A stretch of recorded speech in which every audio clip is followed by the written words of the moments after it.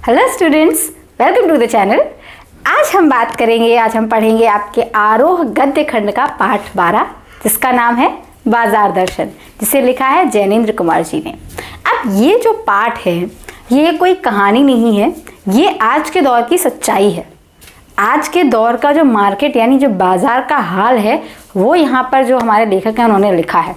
जैसे आप लोग भी कभी अगर मार्केट जा रहे हैं तो क्या सोचते हैं, आप लेने कुछ गए हैं, लेकर कुछ और ही आ जाएंगे।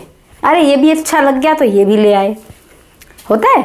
बस यही चीज़ उन्होंने यहाँ पर बताई है।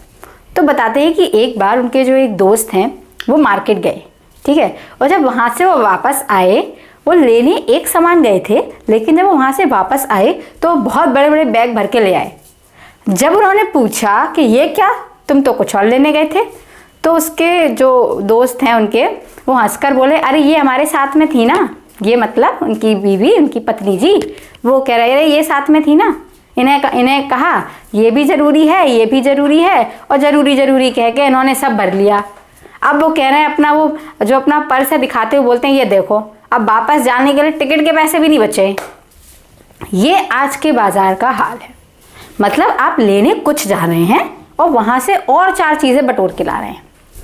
अब यहाँ पर जो लेखक है वो एक तर्क रखते हैं कि पैसा जो है वो पावर है आज के ज़माने में। कैसे कि जो लोग हैं वो अपनी जो मटेरियलिस्टिक चीज़ें हैं, यानी कि जो भौतिक सुख सुविधाएं जो उनके पास होती हैं, छोटी मोटी चीज़ें, वो उनको दिखाकर अपने पैसे की पावर दिखाना चाहते हैं। यानी कि आपके पास जो संचित धन रखा है, यानी जो आपकी जमा पूंजी है, वो किसने देखी, किसको क्या मालूम कि आपके पास कितना पैसा है। लेकिन दिखाना तो है कि हमारे पास कितना पैसा है। तो कैसे दिखेगा? वो दिखेगा चीज़ों के ज़रिए कि हमने ये चीज़ खरीदी, हमने इतनी महंगी चीज़ खरीदी। और इसको दिखाने के चक्कर में वो क्या कर रहे हैं, वो कर रहे हैं इस बाजार की सार्थकता को ख़त्म। अच्छा, बाजार की सार्थकता किस में होती है?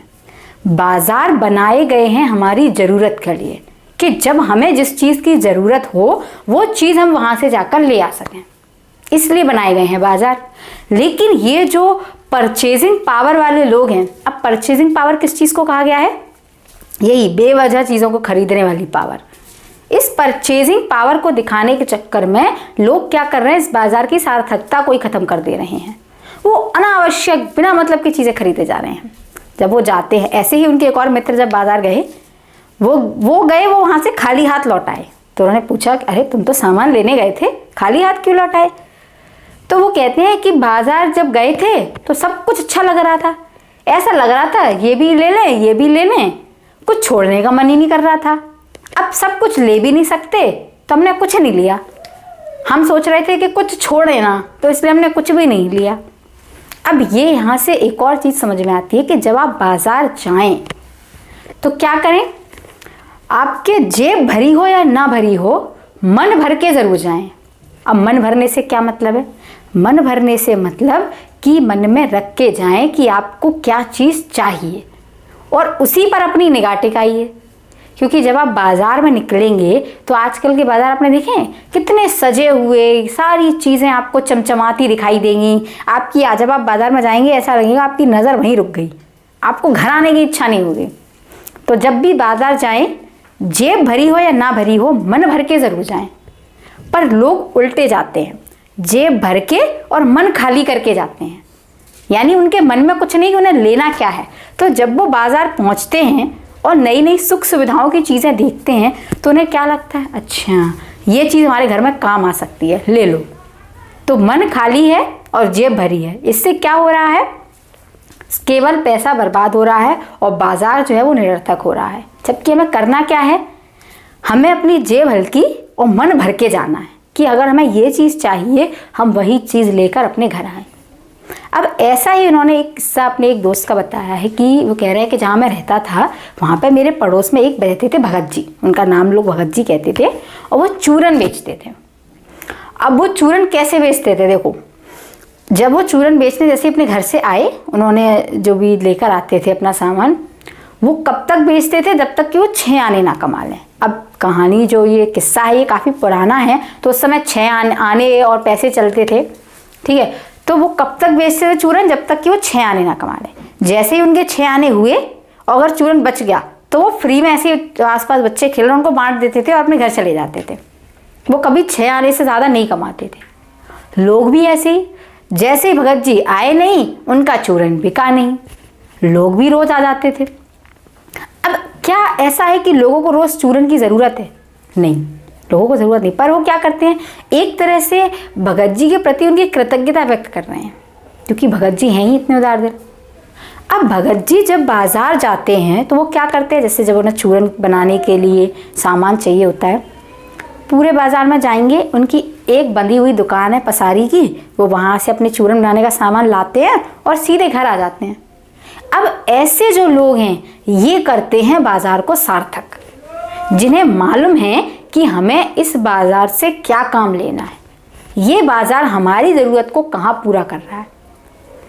अब बहुत से ऐसे लोग हैं, जैसे आप दुकानदारों को और भी देख लीजिए, बहुत आपको महंगा महंगा सामान बताएंगे पैसे बनाने के चक्कर में, पर भगत जी वो सिर्फ 6 आना लेते हैं। जैसे उनका 6 आना पूरा हुआ वो बाकी का चूरन अपना बांट देते हैं।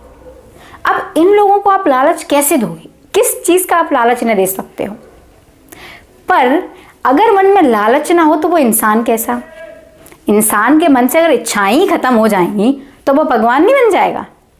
इच्छाएं होती हैं, अगर आप बाजार में जाएंगे, आप कितना भी अपने मन को कंट्रोल करें, आपका मन इधर उधर भटक ही जाएगा, आपके मन में इच्छाएं आ ही जाएंगी। यही होता है, मन में इच्छाएं तो होती हैं। तो वही कहते हैं कि इच्छाओं को मारना भी नहीं है, क्योंकि आप इंसान हैं, मन में इच्छाएं तो होंगी। इच्छाएं रखिए पर बाजार की सार्थकता को भी रखिए।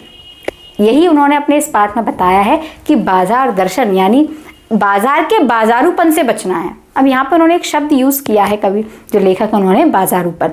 बाजारूपन से उनका मतलब क्या है? जो बेमतलब की चीज़ें जो महंगे दामों पर बिकती हैं और इंसान, हम जैसे जो लोग हैं, वो अपनी कुछ सुख सुविधा सोचकर, जबकि असल में वो हमें सुख सुविधा दे ही नहीं रही हैं, हम सोचकर उन्हें खरीद लाते हैं। ये है बाजारूपन आज का, जिससे लेखक ने हमें बचने को कहा है। उन्होंने हमारा जो पैसा है उसकी असल पावर को पहचानने को कहा है। अपने जो धन है उसको हम ये नहीं कह रहे हैं कि आप संचित करके रखिए, पर जहाँ अनावश्यक है वहाँ खर्च भी मत करिए, और इस बाजार के बाजारूपन से ज़रूर बचिए। तो ये है आपका पाठ बाजार दर्शन, इसे पढ़िए। और अगर आपको इसमें और भी कोई दिक्कत आती है आप मुझे कमेंट बॉक्स में ज़रूर बता सकते हैं। अपने दोस्तों के साथ वीडियो शेयर करिए, वीडियो अच्छा लगा हो तो इसे लाइक करिए, और अपने जो नोट्स हैं इस चैप्टर के वो नीचे डिस्क्रिप्शन से ज़रूर डाउनलोड करिए। Thank you.